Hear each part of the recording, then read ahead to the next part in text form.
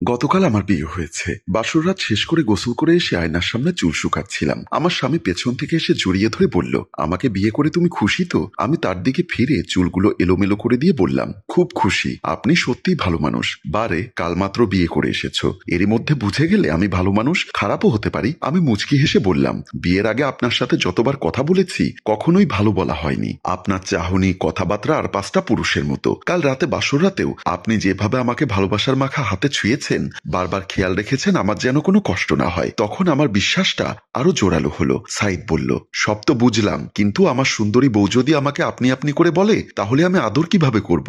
আচ্ছা ঠিক আছে, আর বলবো না। বিয়ের আগে এতদিন কথা বলার সময় অভ্যাস হয়ে গেছিল। ঠিক আছে, দেখা যাবে। এবার তাহলে নাস্তা দাও, খুব ক্ষুধা পেয়েছে। কাল রাতে অনেক পরিশ্রম হয়েছে কিনা। আমি হেসে তাকে আলতো করে ধাক্কা দিয়ে বেরিয়ে গেলাম। তারপর রান্নাঘরে গিয়ে তার জন্য নাস্তা রেডি করলাম। ছোট থেকে ভেবেছি একদিন আমারও একটা অপরিচিত পরিবার, একটা নতুন ঘরে বিয়ে হবে, যেখানে আমি কাউকে চিনি না। তাদের সাথে মানিয়ে নিতে পারবো তো? আর আমার স্বামী, যার সাথে আমার সারা জীবন থাকতে হবে, সেই লোকটা কেমন হবে? যাক, আমার স্বামী খুব ভালো মানুষ, তার সাথে আরামসে সারা জীবন কাটিয়ে দেওয়া যাবে। এসব ভাবতে ভাবতে চায়ের পাতা ফুটে গেল। আমি তার জন্য চা কাপে ঢেলে নাস্তা নিয়ে চলে গেলাম। রুমের দরজা খুলে নাস্তার ট্রে হাতে নিয়ে ঢুকতেই দেখলাম আমার বড়জা সুমনা ভাবি আমার স্বামীর বুক থেকে মাথা তুলল আমাকে দেখে তাড়াহুড়ো করে। আমার স্বামীও দেখলাম বেশ ভেবা জায়গা খেয়ে গেল। আমি কাছে গিয়ে দাঁড়াতেই আমাকে বলল, এই তো তুমি নাস্তা এনেছো, দাও, খুব ক্ষুধা পেয়েছে। আর ভাবির চোখে কিছু একটা পড়েছে, দেখো তো তুমি। বা, বিয়ের পরের দিনে স্বামীর জন্য এত আদর, আমাদের কপালে যদি আর এসব থাকতো। সুমনা ভাবির কথায় হালকা একটা হাসি দিলাম। আমার ভাসুর বিদেশে থাকে, ভিসা সংক্রান্ত জটিলতা থাকায় আমাদের বিয়েতে আসতে পারেনি। নতুন বউ, এখানে বসে বসে স্বামীর আদর খেলে হবে না, কিন্তু আজকের সব রান্না তোমাকে করতে হবে। স্বামীকে একটু আদর করে দিয়ে তাড়াতাড়ি রান্নাঘরে চলে এসো, আমি অপেক্ষা করছি। দুষ্টুমি করে কথাগুলো বলে ভাবি হেসে চলে গেল। আমি আর তেমন রিয়াক্ট করলাম না। আমার স্বামীও নাস্তা খেতে শুরু করলো। কিছুক্ষণ পরে যখন রান্নাঘরে পেঁয়াজ কাটছিলাম, তখন মনে মনে ভাবছি, আমি যা দেখেছি তার মানে কি? আচ্ছা, আমি কি ঠিক দেখলাম, নাকি আমার মনের ভুল? কিন্তু না, বিয়ের আগে কতবার কথা বলেছি আমার স্বামীর সাথে। তাছাড়া কাল রাত থেকে লোকটার সাথে এত কথা বললাম, কখনোই তো মনে হয়নি এই মানুষটা একটা ঠকবাজ হতে পারে। সুমনা ভাবি তিনি কত যত্ন করে আমাকে সব কাজ দেখিয়ে দিচ্ছেন, শিখিয়ে দিচ্ছেন। এমন একটা মেয়ে মানুষ আর একটা মেয়ের সংসার ভাঙতে পারে মনে হয় না। আমার ভাবনা ভাঙলো যখন আমার শাশুড়ি মা এসে বলল, কি ব্যাপার, কোনো অসুবিধা হচ্ছে না তো? আমি ওনার দিকে তাকিয়ে বললাম, না, আমার কোনো সমস্যা হচ্ছে না। ভাবি আমাকে সবকিছুতে হেল্প করছে। আমি সুমনাকে বলেছিলাম তোমাকে সবকিছু দেখিয়ে দেওয়ার জন্য। প্রথম দিন এসব করতে একটু নার্ভাস লাগে আমি জানি, তোমার এই দিনটা তো আমিও পার করেছি, তাই না? যাই হোক, কোনো ব্যাপার না, আমরা তো আছি। তুমি তাহলে আস্তে আস্তে করো, দুপুরের খাবার সময় হচ্ছে। আমি হালকা মাথা নাড়লাম। তিনি চলে গেলেন। তারপর আর কিছু না ভেবে রান্নার কাজ শেষ করলাম। আমার স্বামী দুপুরে খেয়ে বের হয়েছিল, এখনো ফেরেনি। রাত প্রায় 12টা বাজে। আমি বিছানায় বসে অপেক্ষা করছি ওর জন্য। আমার মন চাইছে কখন লোকটা আসবে, তার সাথে একটু কথা বলবো। মানুষটা কত সুন্দর করে কথা বলে। যেদিন প্রথমে আমাদের বাড়িতে দেখতে গিয়েছিল, সেদিন যখন আমাদের আলাদা করে কথা বলতে দেওয়া হলো, তখন লোকটা আমার হাত ধরে বলেছিল, দেখুন, আমি যদি এই হাতটা ধরি তাহলে কিন্তু আর কখনোই ছাড়বো না, যত ঝড় বন্যা হয়ে যাক। আমি কিন্তু আর অন্যদিকে তাকাবো না। তাই আপনাকে আবারও বলছি, আপনি চিন্তা ভাবনা করে তারপর সিদ্ধান্ত নিবেন। তাছাড়া কারো কথায় জোর করে সিদ্ধান্ত নিয়ে নিজের জীবন নষ্ট করবেন না।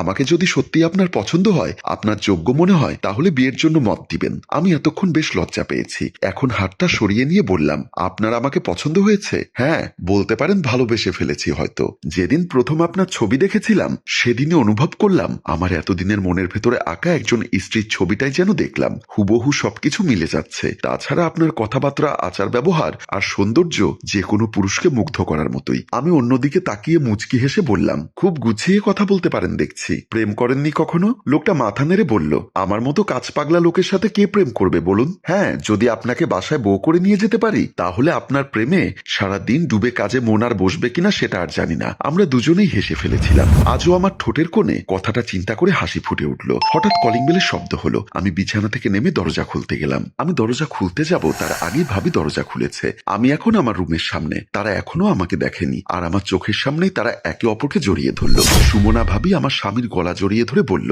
কাল থেকে তো বউয়ের পিছে পিছে ঘুরছো, আমাকে দেখার সময় কই তোমার? আরে বাবা, ওর পেছনে একটু সময় না দিলে এখন কি করে হয় বলো? প্রথম দিন বাড়িতে এসে সন্দেহের বীজ ঢুকিয়ে দিলে এখন থেকেই শান্তিতে থাকতে দেবে না। তারপরও কি তোমাকে না ছুঁয়ে থাকতে পারছি বলো? তখন যদি সকালে অনন্যা আর একটু দেরি করে আসতো, তাহলে হয়তো ওখানেই তোমার শাড়ি খুলে ভাবি আমার স্বামীর মুখে হাত দিয়ে ফেললো। চুপ, দুষ্টু কোথাকার, বলতে হবে না সবার। আমি কি দেখলাম আমি নিজেই বুঝতে পারছি না। আমার পায়ের তলার মাটি যেন সরে যাচ্ছে, আমি যেন অনেক বড় অন্ধকার গর্তে পড়ে যাচ্ছি, আমি যেন আকাশ থেকে পড়ছি অনেক নিচুতে। আমি কি করব, কি বলবো, কিছুই বুঝতে পারছি না। আমার কি এখন তাদের কাছে যাওয়া উচিত? আমি কি করব বোঝার আগেই তাদের হাসির শব্দে আবার তাকালাম, দেখলাম ডিনার টেবিলে ভাবি আমার স্বামীকে খাইয়ে দিচ্ছে। লোকটা সারাদিন পরে রাতে এসে ভাবির হাতে খাবার খাচ্ছে, অথচ এদিকে আমি যে না খেয়ে বসে আছি সেটা জানলই না, কিংবা একটু খোঁজও নিল না। পরদিন সকালে সাইদ অফিসে যাওয়ার জন্য তৈরি হচ্ছে। আমি সাহস করে ওর কাছে এগিয়ে গেলাম, ভাবলাম ওকে প্রশ্নটা করেই ফেলবো, কাল রাতে ওসব নোংরামির মানে কি। আমি কিছু বলার আগেই সাইদ আমার দিকে তাকিয়ে বলল,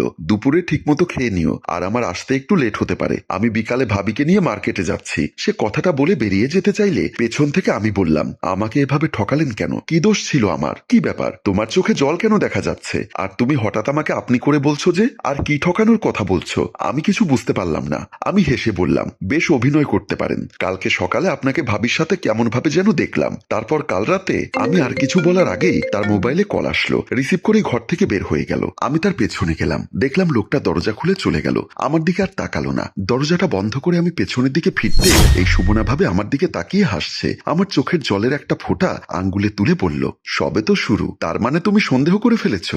আপনাদের মধ্যে কি শুধুই দেবর ভাবির সম্পর্ক? আমাকে খুলে বলুন সবকিছু। ভাবি হাসতে হাসতে বলল, আরে বাবা বলছি, এত তাড়াহুড়ো করছো কেন?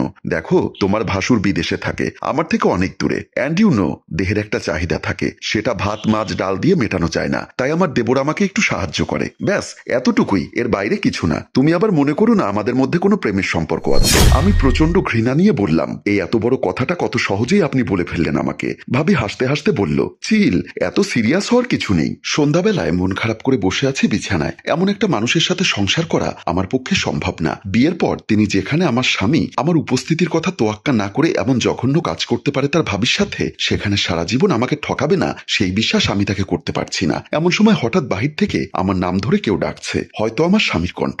আমি বের হলাম দেখার জন্য। ড্রয়িং রুমে গিয়ে দেখি টেবিলে কেক সাজানো, সুমনা ভাবি, আমার স্বামী, আমার শাশুড়ি মা সবাই দাঁড়িয়ে আছে। এ তো এক জন্মদিনের আয়োজন। আমার স্বামী আমাকে উদ্দেশ্য করে বলল, হ্যাপি বার্থডে ডিয়ার। আমি অবাক হয়ে চিন্তা করলাম, আচ্ছা আজকে আমার জন্মদিন, আমি ভুলেই গেছিলাম। কিন্তু ওরা আমার জন্য জন্মদিনের আয়োজন করেছে, কিন্তু কেন?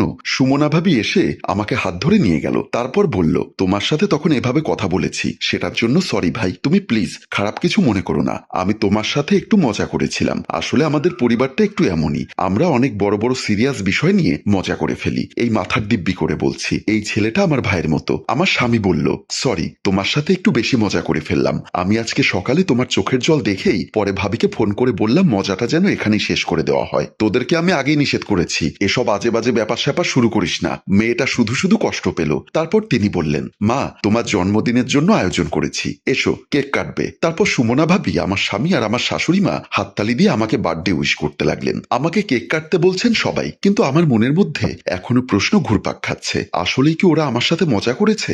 সত্যি কি এমন বিষয় নিয়ে মজা করা যায়? সম্মানিত ভিউয়ার্স, আপনাদের কি মনে হয় তা অবশ্যই কমেন্ট বক্সে আমাদেরকে জানিয়ে দিবেন। গল্পটির রচনায় অভিক, ধন্যবাদ।